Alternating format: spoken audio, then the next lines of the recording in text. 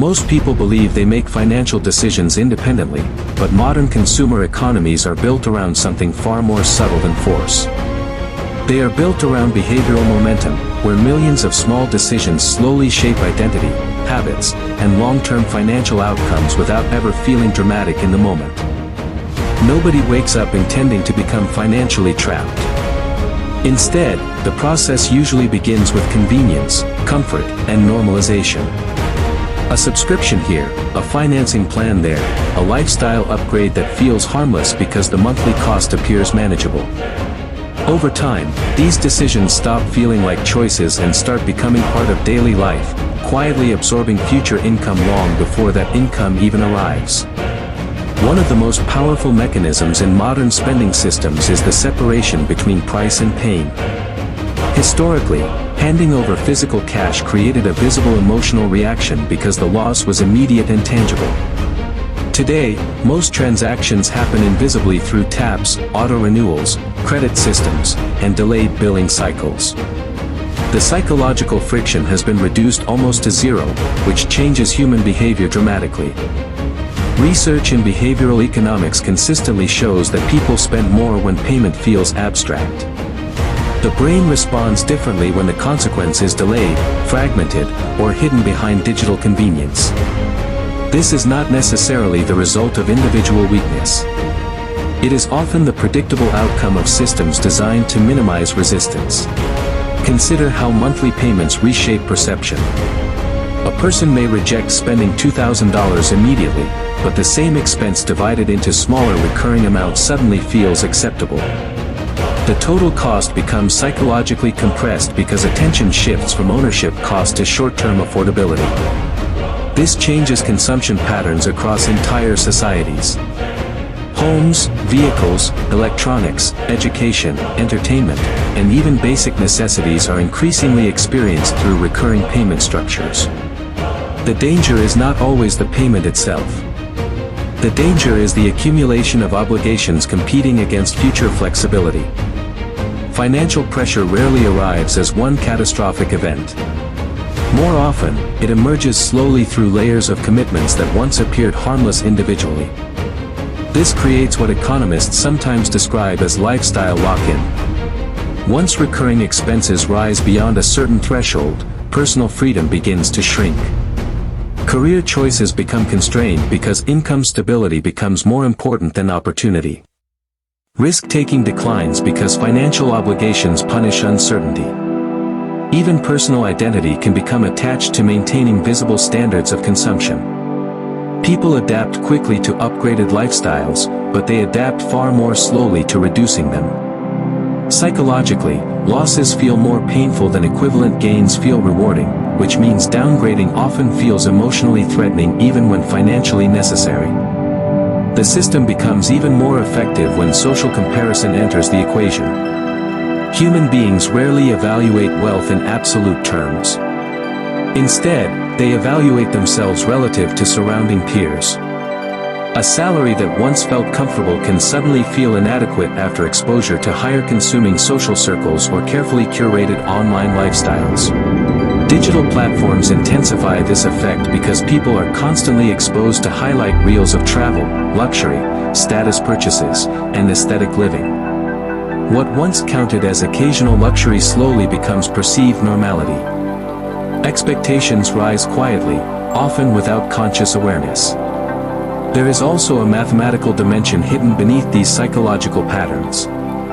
Small recurring expenses compound in reverse. Most people understand the concept of compound growth when discussing investing, but recurring consumption compounds too.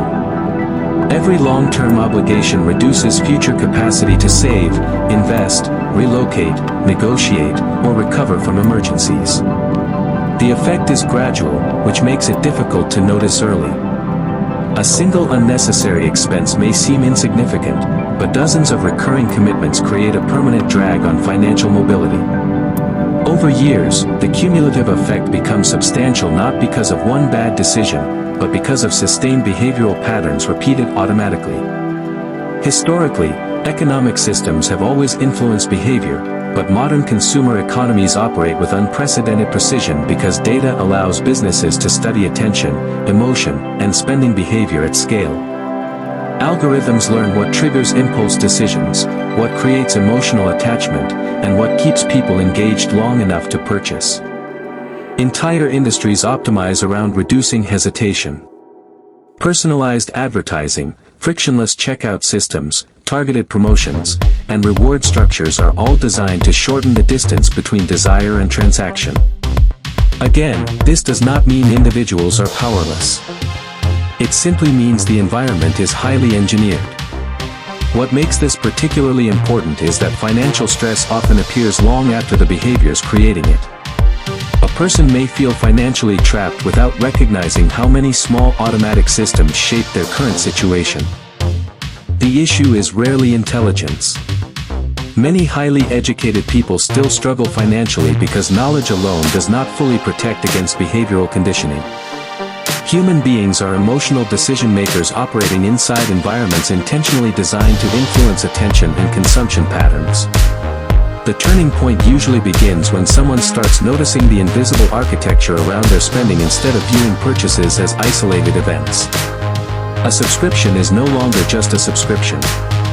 It becomes a future claim on income. A financing plan becomes reduced flexibility.